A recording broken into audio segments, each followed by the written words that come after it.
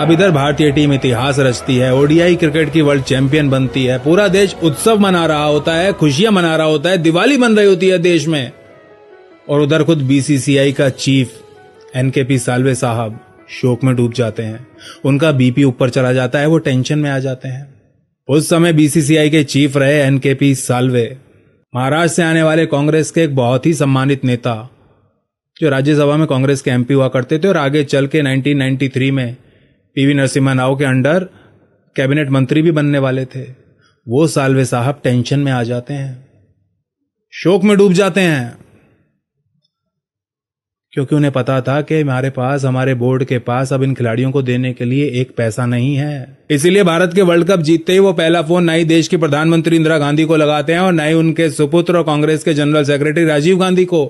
वो सबसे पहला फोन लगाते हैं बीसीसीआई के ट्रेजरर को और अकाउंटेंट को। वो अकाउंटेंट से पूछते हैं कि भाई ये बताओ, बोर्ड के अकाउंट में कितने पैसे पड़े हुए हैं? हमने सोचा नहीं था, लेकिन ये खिलाड़ी वर्ल्ड कप जीत गए और वर्ल्ड कप जीत के जब वापस आएंगे तो इन्हें कुछ देना तो पड़ेगा इनाम में, तो कितने पैसे दे सकते हैं? अकाउंटेंट कहता है कि सर, अगर पूरा अकाउंट भी खाली कर दें, पूरे बैंक अकाउंट पे झाड़ू फेर दें, तब भी 15-20 हजार रुपए, ज्यादा से ज्यादा 20 हजार रुपए। इसलिए वो अगला फोन अपने पीए को लगाते हैं और पीए से पूछते हैं कि भाई मैं एमपी हूं, मेरे एमपी फंड में मुझे हर साल पैसा मिलता है, तो बताओ उसमें कितने पैसे पड़े हैं, वहां से पैसे निकाले जाएं तो हम खिलाड़ियों को कितने दे सकते हैं? उनका पीए कहता है सर 1 लाख रुपए पड़े हैं, 1 लाख से ऊपर नहीं हो पाएगा, आपके फंड में 1 लाख है, बाकी खर्च हो गए इधर उधर, ये बनवा दिया वो बनवा दिया, 1 लाख रुपए से ऊपर नहीं हो पाएगा आपके फंड में से निकालें तो बीसीसीआई के पास जो पैसे थे और इनके एमपी फंड में जो पैसे थे, वो मिलाकर भी हर खिलाड़ी के लिए इनाम की राशि 25,000 से ऊपर नहीं जा पा रही थी। 25,000 rupees per player world cup जीतने के बाद, उस समय के हिसाब से $2,500 मात्र। उनको इंदिरा गांधी से तो कोई आशा नहीं थी, क्योंकि इंदिरा गांधी ने पहले ही मना कर दिया था।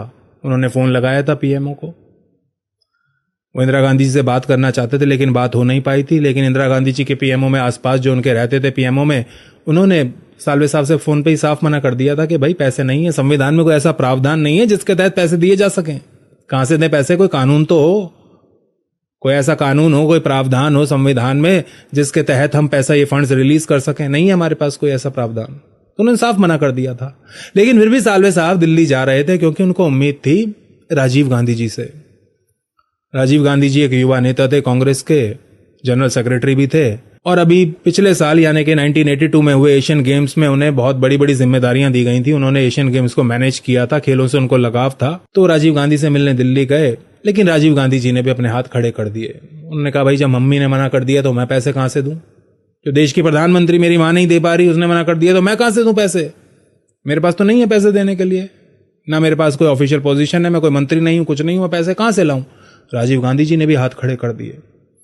साल्वे साहब अपना सा मुंह लेके मुंबई वापस आ गए और बहुत ज्यादा टेंशन में थे कि भाई अब खिलाड़ियों को दें तो दें क्या, पैसे लाएं तो लाएं कहां से?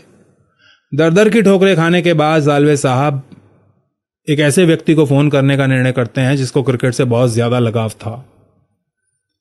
भारतीय फर्स्ट क्लास क्रिकेट की, डोमेस्टिक क्रिकेट की, भारतीय क्रिकेट एडमिनिस्ट्रेशन की एक larger than life image, Raj Singh Dungarpur. Rajasthan की प्रिंसली स्टेट डूंगरपुर में जन्मे हिज हाइनेस राज सिंह डूंगरपुर। 1955 और 71 के बीच राज सिंह डूंगरपुर ने कुल 86 फर्स्ट क्लास मैचेस खेले थे और इन मैचेस में उन्होंने 208 विकेटें ली हुई थी। साल्वे साहब जानते थे कि अब कोई मेरी मदद अगर कर सकता है इस पूरे देश में तो राज ही कर सकता है, उसके अलावा कोई नहीं कर सकता। और जैसे ही वो राज सिंह डूंगरपुर को फोन करते हैं और कहते हैं बताओ भाई राज क्या चल रहा है, सब बढ़िया? उधर से उत्तर आता है, अरे साल्वे साहब आपके ही फोन का इंतजार कर रहा था। क्या बात है, पूरी दुनिया को फोन घुमा दिया और मेरी याद नहीं आई? मैं यही सोच रहा था कि साल्वे साहब मुझे फोन क्यों नहीं कर रहे हैं। साल्वे साहब अवाक रह जाते हैं, कहते हैं राज तुम्हें तो पता ही है सब यार, फिर क्या चल रहा है, बताओ क्या करना है? डूंगरपुर उनसे पूछते हैं कि आप कितनी इनाम की राशि घोषित कर सकते हो, कितने पैसे हैं आपके पास जो आप खिलाड़ियों को दे सकते हो? साल्वे साहब कहते हैं कि भाई राज 25,000 से ऊपर नहीं जा पा रहा है आंकड़ा, तो मैं क्या घोषणा कर दूं? डूंगरपुर कहते हैं नहीं, बिल्कुल भी मत कीजिएगा, मैं कुछ करता हूं। साल्वे साहब टेंशन मत लीजिए, घोषणा मत कीजिएगा 25,000 की, मैं कुछ करता हूं, रुक जाइए अभी। दोस्तों ये वो समय था जब राज सिंह डूंगरपुर और भारत की लेजेंडरी गायिका लता मंगेशकर के बीच बहुत अच्छी दोस्ती थी। दोनों बैचलर्स थे, दोनों ने शादी नहीं की हुई थी, दोनों बैचलर्स थे और दोनों के बीच पर्सनल रिलेशनशिप थी, व्यक्तिगत रिश्ता था और काफी गहरा रिश्ता था, नजदीकी रिश्ता था।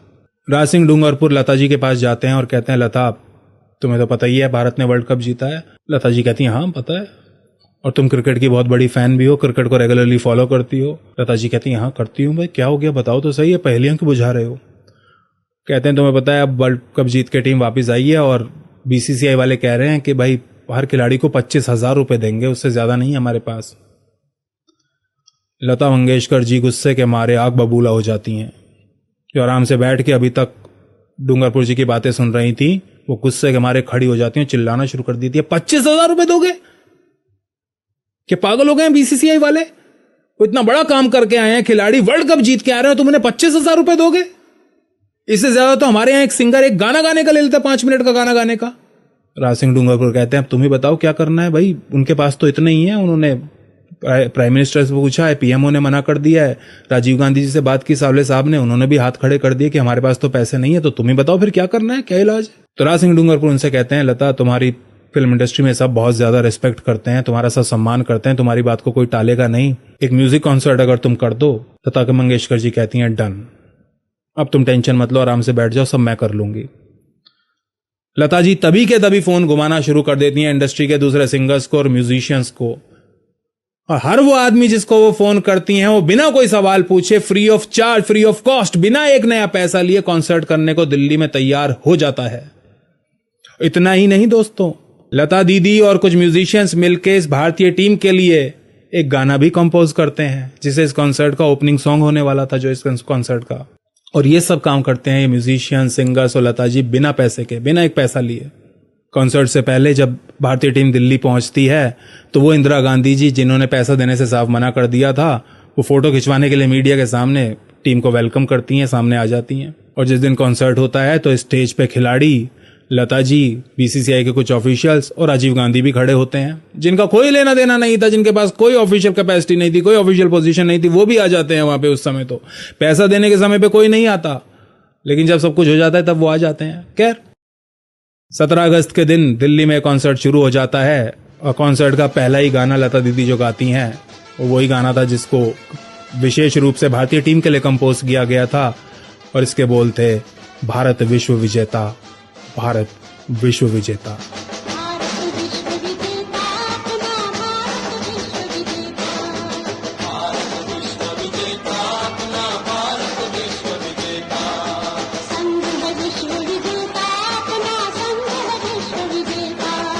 स्वर सम्राज्ञ लता जी द्वारा गाए गए इस गाने के साथ इस कॉन्सर्ट की शुरुआत होती है और ये कॉन्सर्ट खत्म भी हो जाता है। भारतीय फिल्म इंडस्ट्री के और भी कई सिंगर्स इसमें परफॉर्म करते हैं और कॉन्सर्ट खत्म होते होते ऑर्गेनाइजर्स द्वारा भारतीय टीम के लिए पूरे 20 लाख रुपए रेज कर लिए जाते हैं, 20 लाख रुपीस, और तब जाकर कहीं ये राशि भारतीय खिलाड़ियों में बांटी जाती है। कब इंदिरा गांधी 1983 में भारतीय टीम से मिली थी, उनका वेलकम करने आई थी, और इस बार नरेंद्र मोदी आए आज 2024 में 41 साल बाद। उन्होंने 40 मिनट के लिए भारतीय खिलाड़ियों के साथ बातचीत भी की, और जब वो खिलाड़ियों के साथ बातचीत कर रहे थे तब देश को एक बात ऐसी पता चली जो अभी तक नहीं पता थी, और वो बात थी भारतीय टीम के खिलाड़ी ऋषभ पंत से संबंधित। 1.5 साल पहले मेरा एक्सीडेंट हो गया था, तो काफी टफ टाइम चल रहा था। वो मेरे को याद है बहुत ज्यादा, क्योंकि आपका कॉल आया था सर मेरी मम्मी को, तो बहुत ज्यादा दिमाग में बहुत सारी चीजें चल रही थी। बट जब आपका कॉल आया, मम्मी ने मेरे को बताया कि सर ने बोला कोई प्रॉब्लम नहीं है, तब थोड़ा मेंटली रिलैक्स हुआ काफी। ऋषभ, जब आपका रिकवरी चल रहा था, मैंने आपसे माँ से बात किया था, मैंने 2 बातें कही थी। एक तो मैं पहले डॉक्टर से चर्चा की थी, तो डॉक्टरों से मैंने ओपिनियन लिया था। फिर मैंने कहा कि भाई कहीं इसको बाहर ले जाना है तो आप मुझे बताइए, हम चिंता करेंगे। लेकिन मुझे आश्चर्य था आपकी माँ के आत्मविश्वास का।